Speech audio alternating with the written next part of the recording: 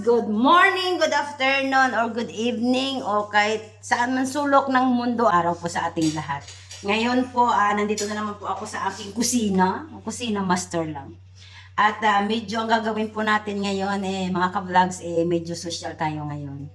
Dahil magluluto po tayo sa salad master. Since hindi natin afford to, makikiluto tayo sa may-ari.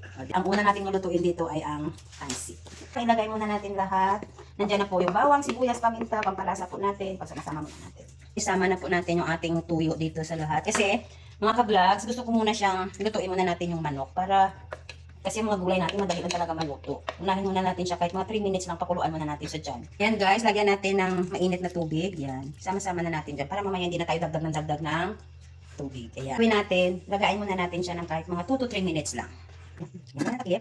Set natin ang temperature sa 230, tapos within 2 minutes muna kasi lagay lang po muna natin yung ating chicken. Ayan na mga ka-vlogs. Yan. Hintayin na lang po natin matapos yung ginset natin na oras, yung timer natin. Pagkatapos po yan, saka po natin ilalagay yung ating mga gulay. Kasi gusto ko po maluto yung manok. Kasi yung iba halos sabay-sabay kasi yung sabi nila. Pero kasi hindi ko pinakuluan yung manok, diniretso ko. Kaya niluto ko po muna siya ng 2 minutes lang. Saglit lang. Kulang doon na po lahat ng mga ingredients natin. Hintayin na lang po natin matapos at titingnan po natin kung ano yung magiging result. Guys, ayan na mga ka-vlog. Yan na! Okay. Nalaga na po natin yung ating chicken. Ngayon, ilagay na po natin yung ating mga ibang sang. Ilagay muna natin sa ilalim yung ating hipon. Yan. Hipon.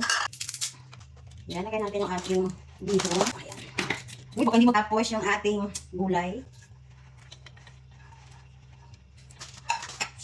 Yan yung ating gulay. Tapos yung last nating parang toppings natin yung ating oyster sauce para, syempre, first time natin to guys gawin, plus estimate lang. Ngayon, i-try na natin. Wow! Nagkasya pala. Kala ko hindi kasya. Ulit na! Try natin. Pagkatapos, mag-antay po tayo ulit lagay po natin ng 5 minutes lang. Kasi gulay na lang po ito eh. 5 minutes, iset na lang po natin ng 5 minutes. Hintayin po natin. Okay?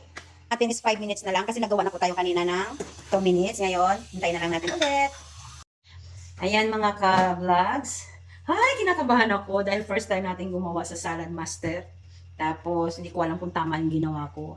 Pero, try natin mamaya ang resulta sa lasa pag kinain na natin. Kasi, nag-try lang po ako. Dahil first time ko pong gagawin dahil po pero ngayon, try natin kung anong kinalabasan na nagsarili tayo ng pamamaraan ng pagluto. Tingnan natin kung ano bang mangyayari sa ating pansit. Ayan mga ka-vlogs, tapos na yung timer nating 5 minutes. Tanggalin na natin. Wait lang. Ngayon, magbubukas na tayo! Okay? Ayan na yung ating pansit. Ano na kinalabasan na? Ating pansit. Tikman natin guys. Sana yung hipon. Yan. Tikman muna natin. Ito yung ating hipon. Natikiman na. Tikman natin kung ayun. Luto nga talaga siya. Hi! Kusina Master! Tikman natin ang pagkain na luto sa anong tawag? Skillet. Salad Master. Salad Master.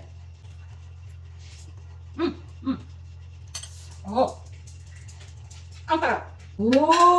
Ang sarap din. Masarap din siya. Ito, healthy. Luto din pala. Ay! Marunong na ako magluto sa Salad Master. See, ang aking hipon. Sarap. Sarap. Pwede naman ha. Okay. Tikman mo.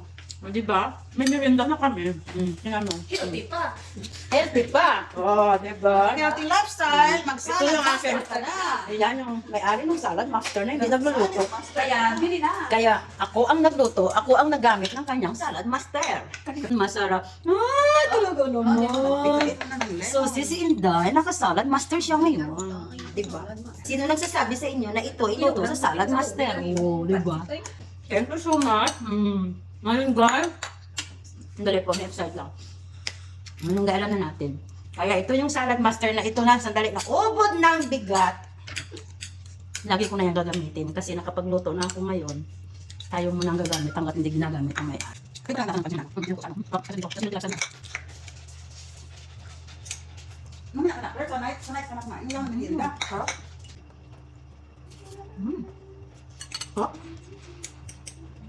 Okay mga ka-vlog, maraming salamat po. Thank you sa pag-nanonood ng aking mga videos.